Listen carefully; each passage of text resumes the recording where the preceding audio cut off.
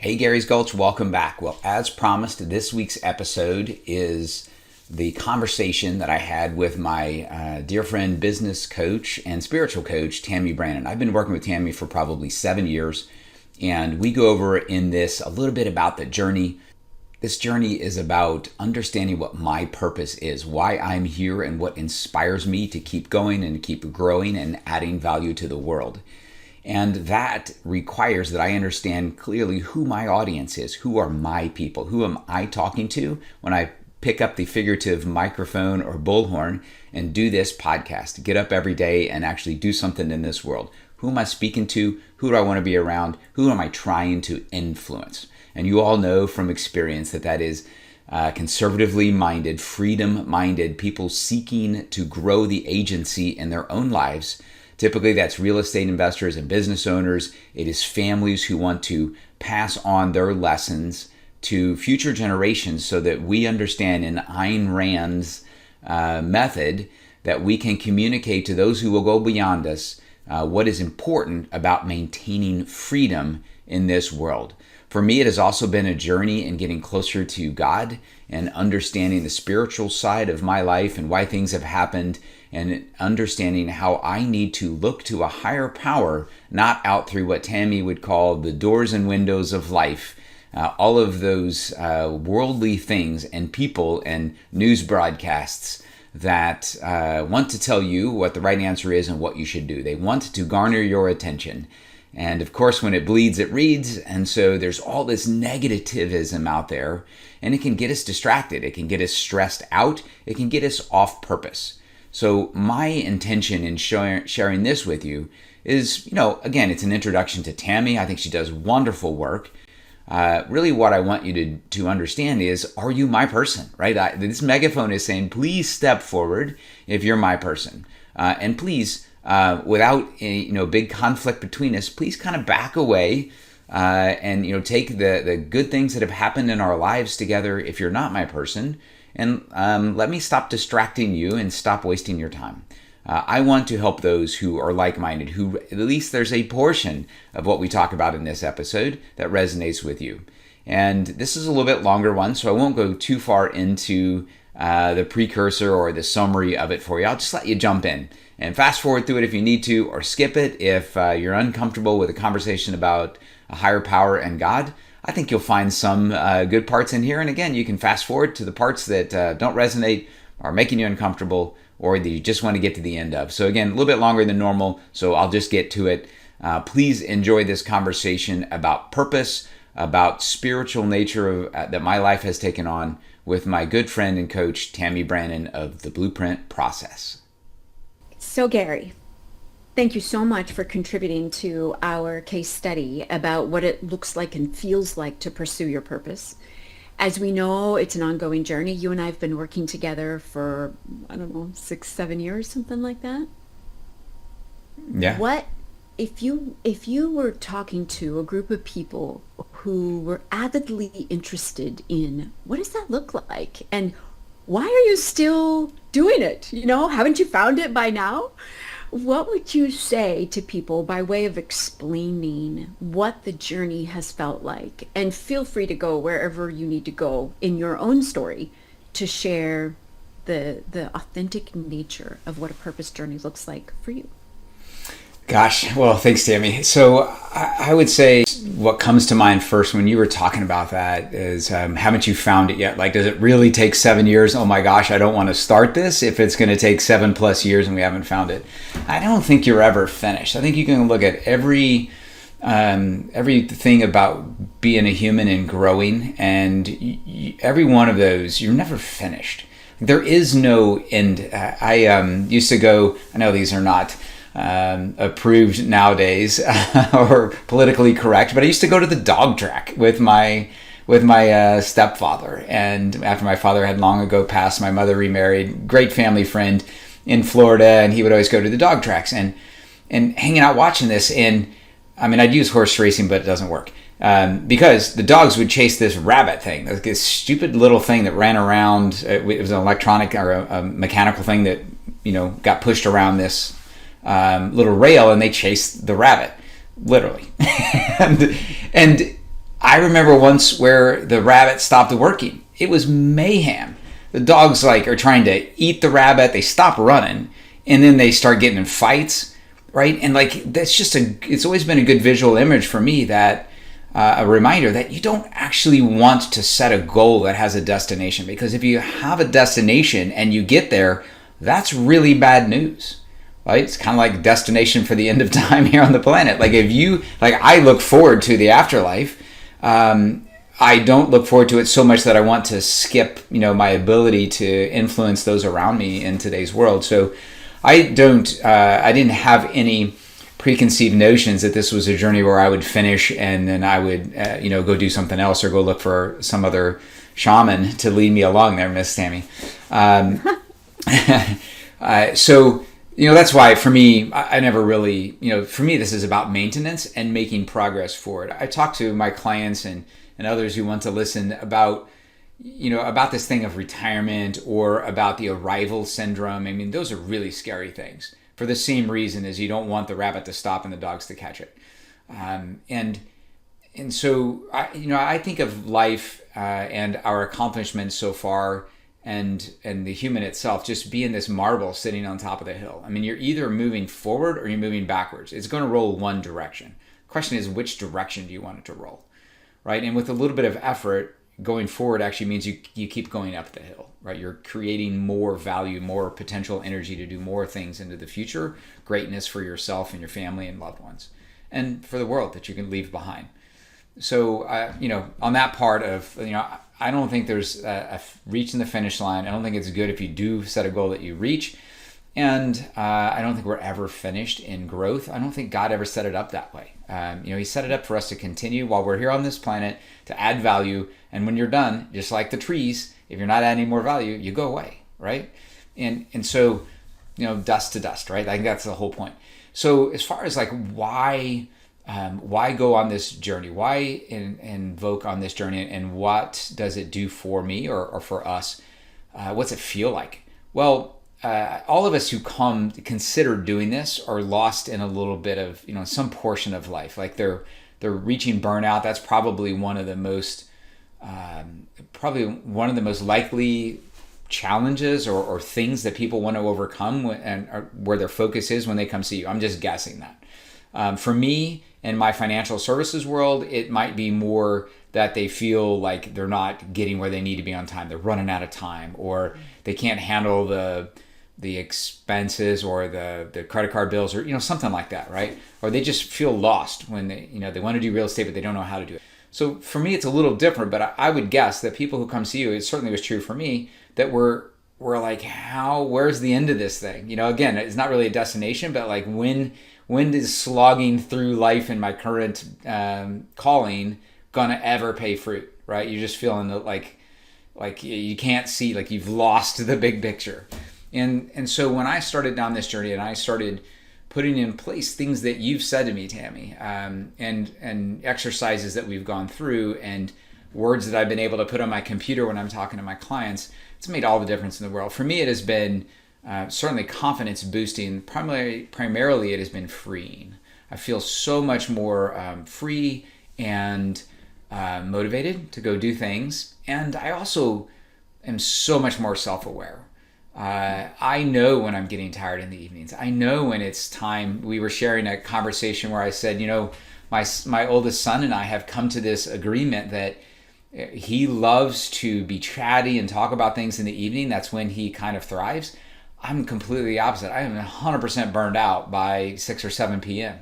And so for a while, he would come in at 9 p.m. and just start getting chatty. And I'm getting flustered because I'm trying to get my notes done so I can go to bed because my bedtime was 9 p.m., right? So it's just becoming self-aware and not taking that out on others. It just makes everybody's life around you. It makes your own life better.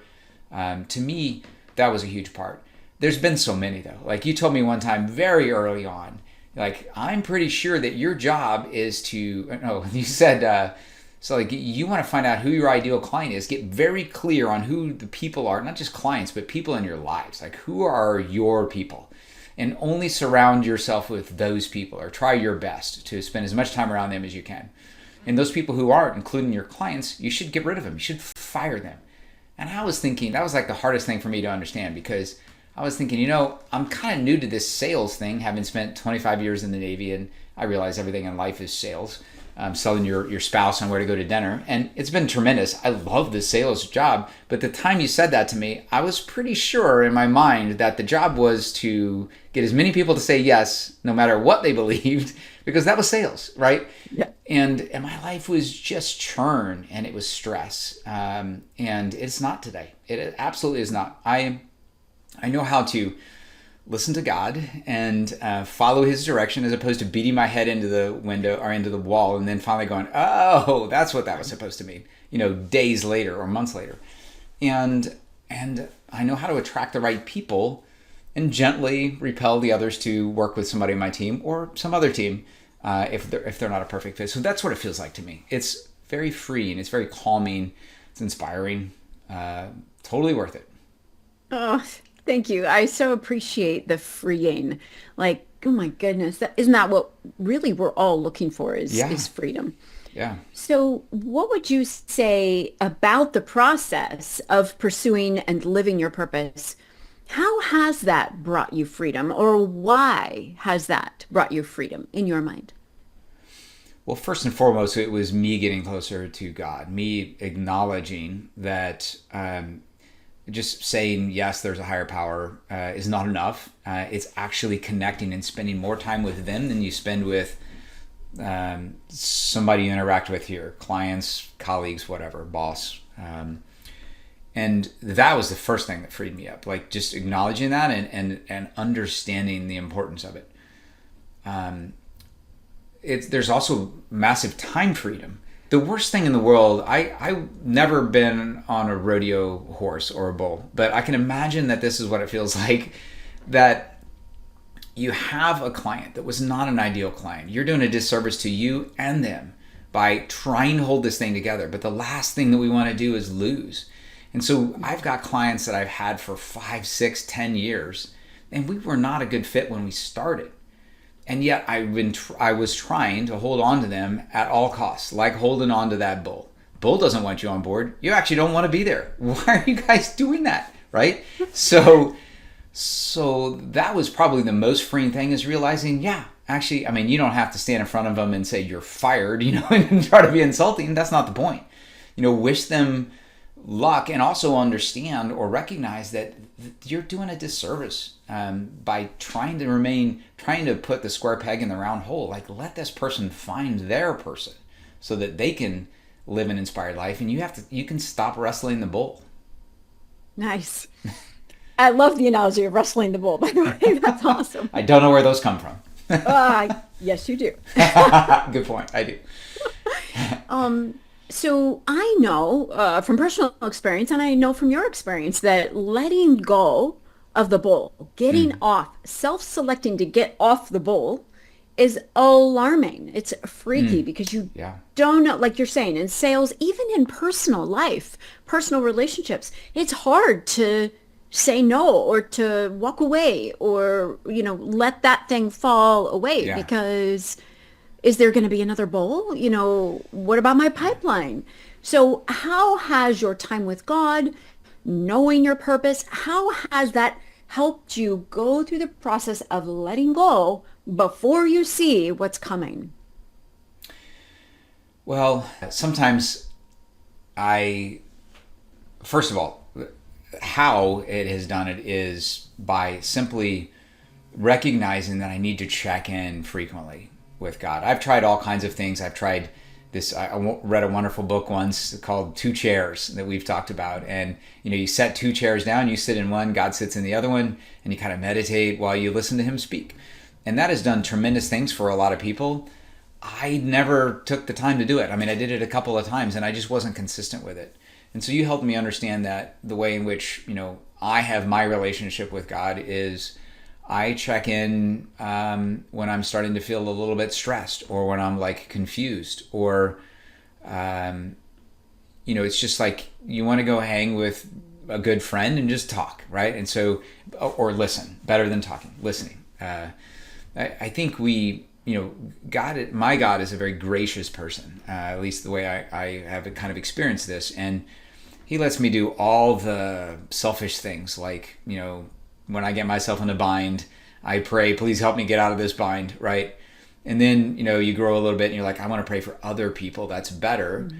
Man, when you get to the advanced level, though, you just say, what do you have in store today, right? Like, I think you've taught me this. Like, what's in it? What should we focus on today? Like, you lead, right? Instead of me asking you to help me, would you do a favor for me? So to me, understanding that I take my direction from a higher power and stop trying to think my way out of it. There's been a lot of stuff that I've had to unwind, and you've done a tremendous job of helping me do that, Tammi. This journey has been me unwinding 25 years as an adult, thinking that I control everything. Like I used to operate nuclear power plants, and if you didn't think that you were controlling this thing, you certainly wouldn't want to be on the same submarine with it, right? This big nuclear power plant. And so you had to believe you were in control. I can look back now humbly on my life and think of dozens of times where it wasn't me that pulled me out of what the math said shouldn't have worked out. And so that I think that is really the best description of how it for me has been spending time with God to listen to Him. You give me exercises, and I would go do them in the beginning stages of the program, and it's not deep thinking; it's letting things come out. I love the humility that you're representing here, both in your journey, saying that, even on the submarine, you believed that was the right way to think. And it's certainly out there in the world. I'm sure that that's what your training was. Absolutely. Too, is to, dude, you're the last line of defense. And yet we believe, on the other hand, that God is all powerful and omnipresent. So I appreciate how you were so receptive and humble to the idea that maybe it isn't both, it's just the one. And that has, I'm assuming, powerful ramifications for you when it comes to this journey of purpose. As you go out in the world and you're helping people, you're helping your wife, you're helping your sons, you're helping your clients, you're helping yourself, this humility to let God be and come out, as you just said. What do you have some stories about what that looks like and what that feels like? And it's okay if you don't have stories, but if you could describe for us what that's been like for you. Ask me again the question about letting God come out. Just be more clear on that question. Yeah, no problem.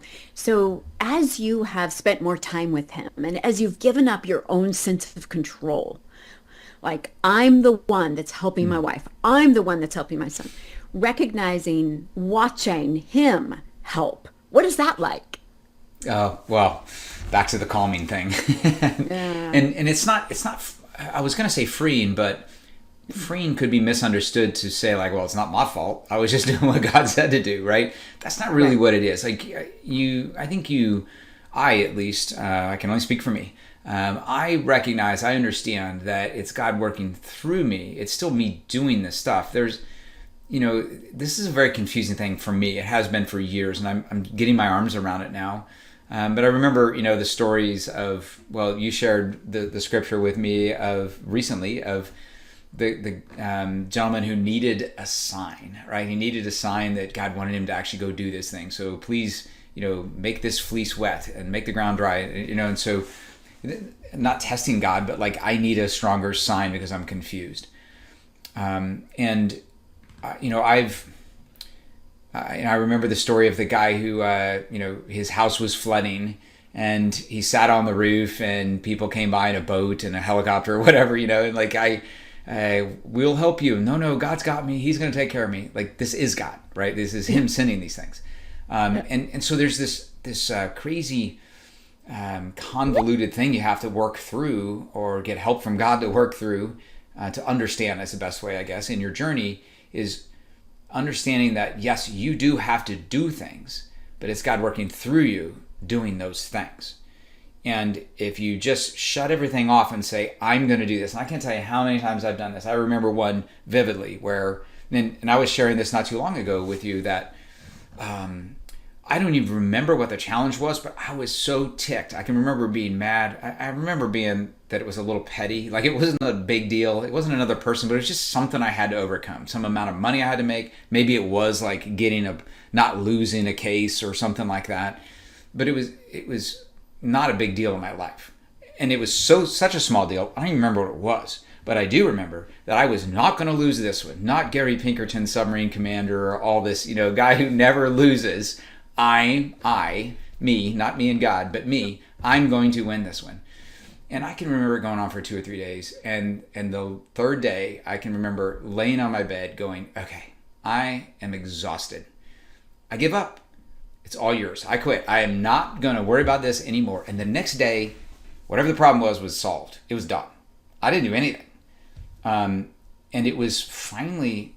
Like, I think it was just like, I'm going to keep making the speed bump in front of you big enough until you recognize that you can't do everything on your own. Thankfully, it was not something much, much bigger than that.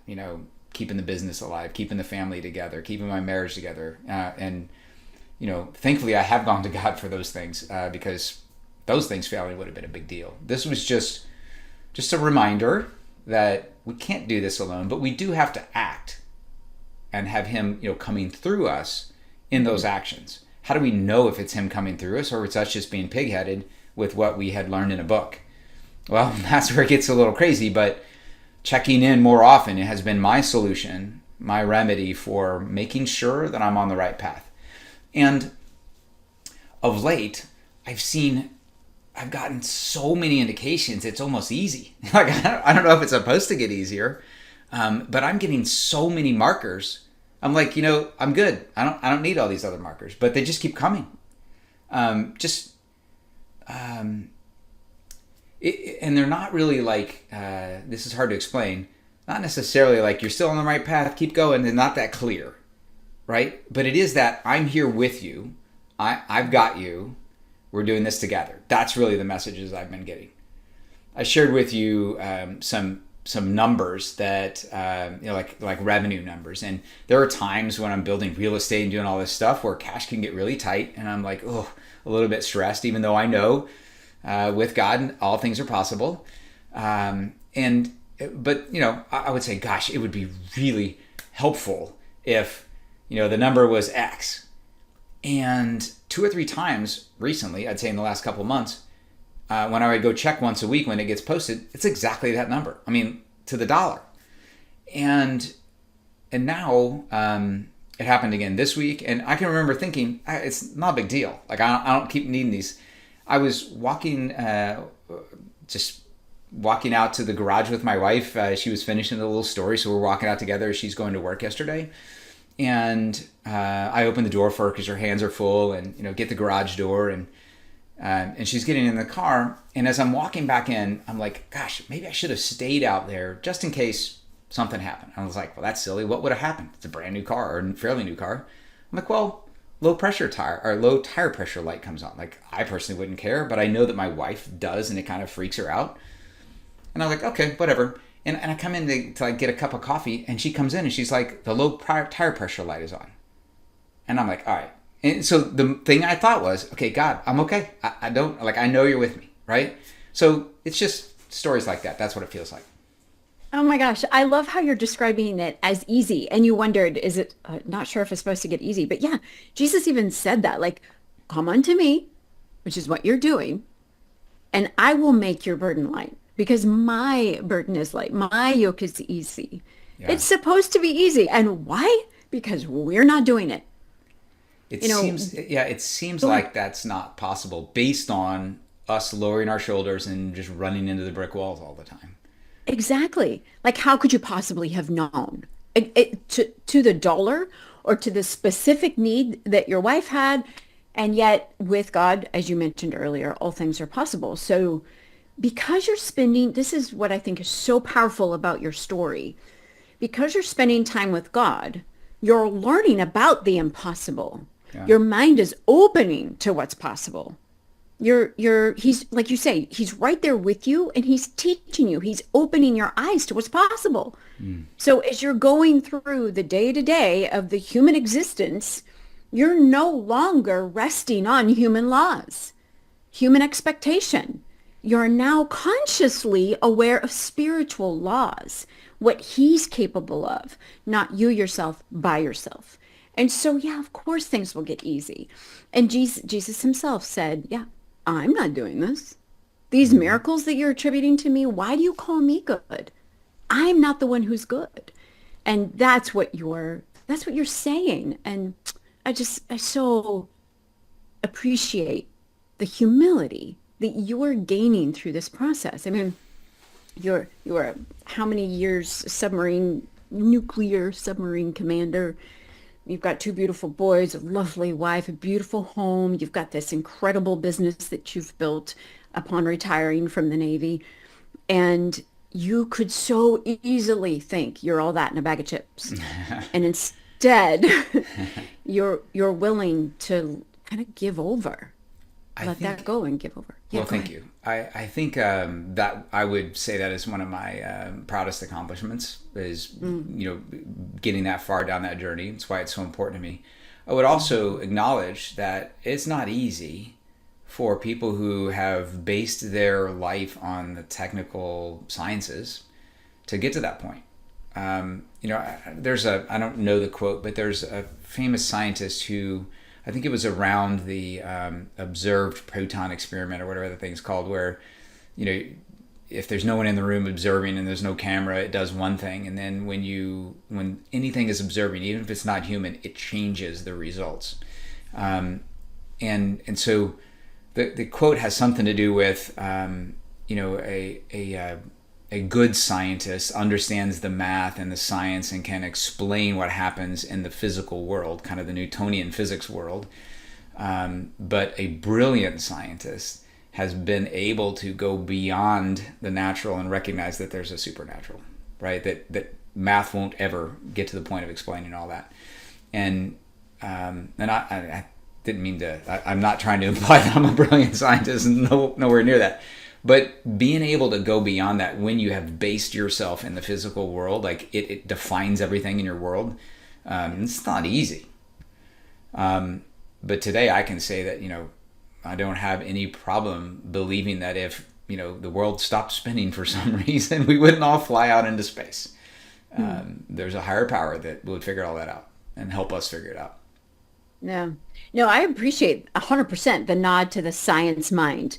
I've definitely run across that in my experience where the science mind does grapple with faith a little bit more because they are trained by the very nature of science and their what we would call their blueprint. They're fascinated by the numbers, the statistics, the evidence, the proof. Yeah. And so, yeah, 100%. I get where you're coming from. Well, and I think it's the pride. I think it's the pride that catches you, right? So, like science, physical sciences will always be important. Like if you don't know that standing in front of a car or running into a brick wall or stepping off a cliff has a problem because gravity causes these bad things to happen, then we don't evolve. We don't get to the point where we can start, we can reflect at a higher level, right? At least most of us wouldn't get that. We'd be in survival mode or, keep the species going mode. So certainly it has had an incredible benefit for us and it always will. I think where the trap is that some people, when they become professionals and experts in this field, they can't. It's so much easier for the rest of us to go, yeah, my physics class, high school physics class, did not explain what just happened there. Right. So must be a God, right? That's so much easier for us than the guy who has like stated their entire ego, their entire existence on this is the whole truth and I know it. Yep, absolutely. And I think a part of it too is what you exhibit, and that's the hungering and thirsting, not only for something higher, but truer. Like you sense that there's a truer way, a better way, and you seek it. Yeah. Whether it's with lawn mowing or what we're talking about in terms of the relationship with God, you are constantly seeking what's the better way, what's the truer way, what's the higher way. Yeah. That bedrock underneath, And and that's the whole like marble at the top of the hill. You just have to realize you're going forward or backwards. absolutely. Like I have. And Go ahead. Go ahead. no, you go. Oh, I was just gonna say, like on when you first said that about why are you not done? Or like, how is it that you're still 7 years into this thing, right? The thing I was thinking about, an example of like everything in our life is never finished. And like health, oh my gosh, how many times have I struggled with, getting back down to my high school weight? Like I've been there a dozen times.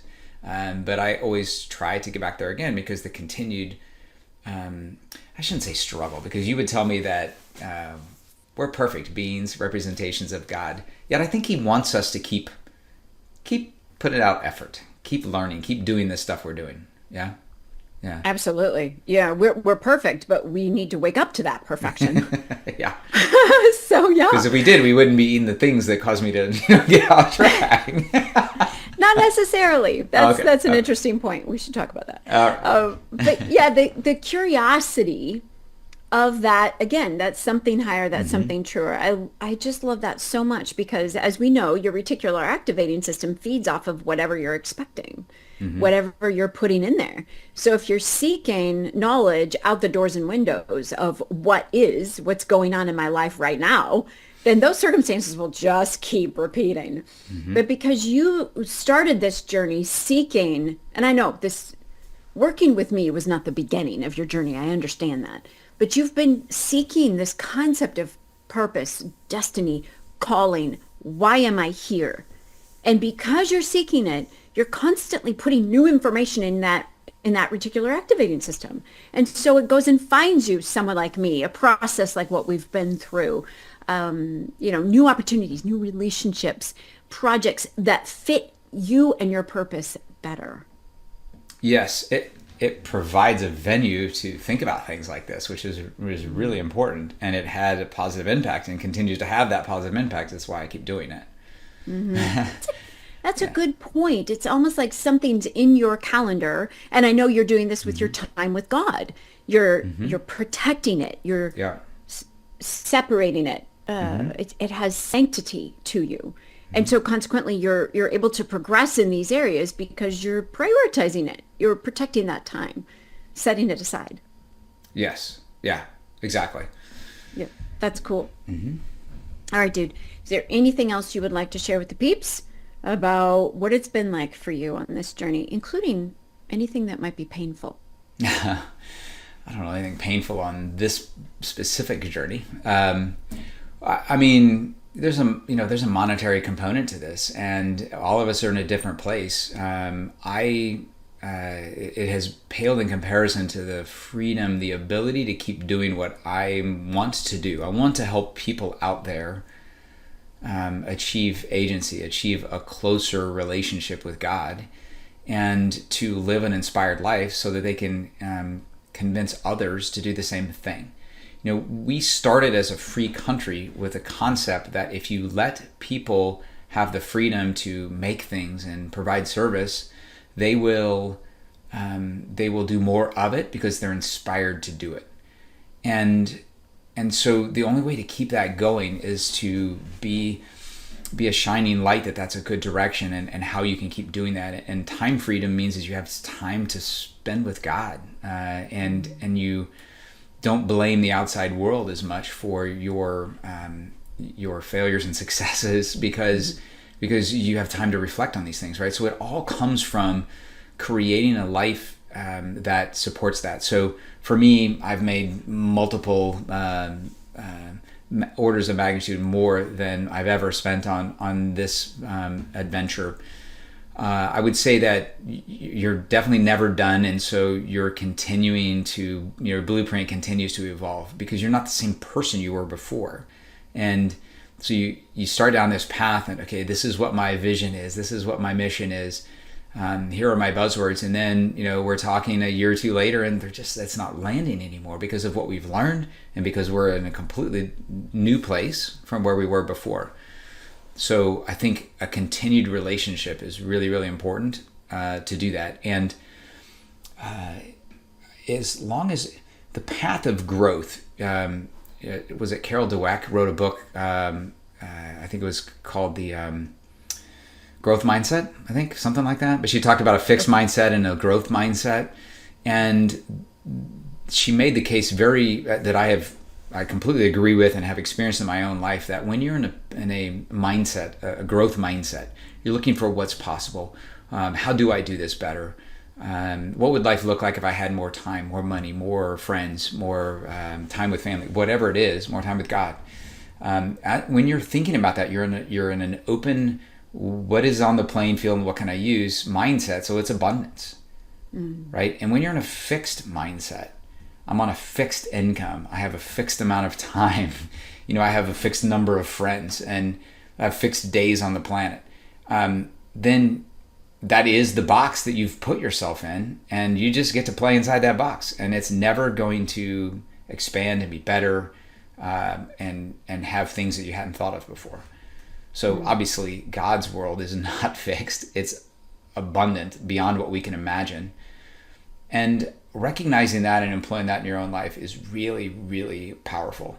I listen to, I have a friend who runs peakprosperity.com, and he's a scientist. He's starting to think about things that are going beyond the natural and getting beyond what the science says is the case. He builds this case and has for decades about how we're going to run out of oil, and then, the lights are going to go off and we're going to be a third world country. And the math is there. Like, he's got an abundance of science. The problem is none of it checks with me. I don't think so. Every time we say, gosh, we're not going to have these rare earth elements if we don't remain close to China, then they find a bunch of them, right? And we were all going to starve when we ran out of whale blubber. And we've evolved a little bit since then. So I just don't. God creates abundance when the challenge is appropriate to overcome. And until then, maybe we have more to learn. That's what I would share. And you're my primary source of learning about God and my Creator. So I'm going nowhere soon. Hopefully you don't have a plan for me to go anywhere. No, I certainly do not. No, Cool. it is an incredible honor. And you in this call, and every single time we talk, you re-verify for me that you're my person. And this seeking, the highest thing that we can seek is God. And how powerful is it to seek your own personal, individualized relationship with him, which is beyond the Bible, beyond religion, beyond church. Those are great tools, but you, my friend, are doing the work of sitting with him daily and listening and in humility, letting him take over your life. And consequently, you'll be able to do what you're supposed to do. And thank you, by the way, you kind of alluded to your purpose and cause in there. So I appreciate you sharing that with us, because it's the one reason you're here. And you're able to do that in everything, every relationship and every project. Can you share with us again what it is? What my purpose and cause are. Yeah. And you don't have to read them word for word, by the way, just so helping individuals with freedom or agency is my real term. And it's enabling individuals to understand that they can live a more free world, they can have abundance, if they set up their lives in a way in which they have the capacity to operate life on their own terms, meaning they have money if that's necessary, they have time freedom, and if you're in a position where you can do what you want, when you want to do it, and where you want to do it, with whom, then there's very little control you can put over people. So my goal is to enable people who have a taste of agency to grow that agency and end up in a world that frankly is like what our founding fathers envisioned, where if somebody says you need to stay inside your house because there's a virus we made and distributed for your enjoyment, then they can say, no, I don't think so. I'm going to get on my private jet and go somewhere else, or you can get off my personal land, or whatever the situation is that you've set up so that you can control your own situation. That means our government doesn't have control over us. And one day, it is my vision, they will look around the table and go, I've realized we work for them. They don't work for us. They elected us. So how about we get busy protecting and growing, their agency? Excellent. Thank you so much. I loved that discussion as opposed to the reciting of your purpose and cause. That was so much more meaningful. It always evolves, and I don't know what's written on the paper, so that helped. I love that so Yeah, your purpose, that's a good point, and we can finish with this. Your purpose and cause, God knows them, they don't change. Your blueprint, you were designed in order to fulfill your purpose. So that's really, really good to know. It's not a moving target. However, it seems like it is because our understanding of it. My ability to describe it or to get it exactly right continues to improve. Yeah. Yeah, and we learn the more that you referenced your people earlier, the more that you spend time with them, just like you do for me, it mirrors back to you who you are and how you add value. So yeah, the further you work with your purpose, the more you come to understand it. Yeah. And if you look over the past iterations, you'll see that they're all kind of saying the same thing, but in different ways. And with less clarity. Yeah, I think it just gets more clear. Yeah. Good point. Yeah, very, very, very good. Hey, everybody. Thanks for listening. I do hope you enjoyed that. And next week, we will be back for kind of some more of the bread and butter basics. We'll be talking about growing wealth, expanding your world, and making life exactly what you want it to be as you spend your time here on the planet. Thanks so much. And until next time, go make something amazing happen.